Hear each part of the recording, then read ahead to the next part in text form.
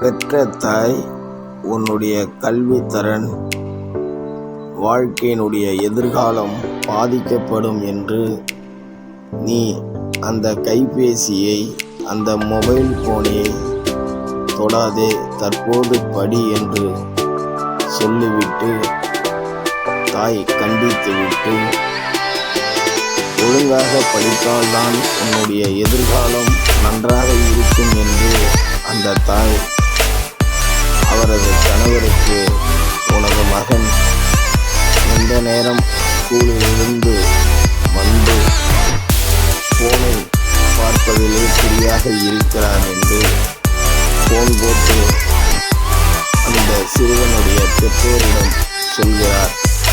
அவன் கோபம் கொண்டு அந்த புக்கிலே கையினால் குத்தி வெறியை உண்டாக்கிறான். அவன் சிறிது தூரம் செல்வது போல் செல்கிறான்.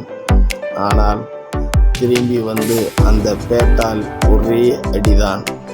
அவர் தாய் மயங்கி விழுந்து சுயநினைவை இழந்து அவர் தன்னிலை மறந்து அவர் அமர்ந்து விட்டார்.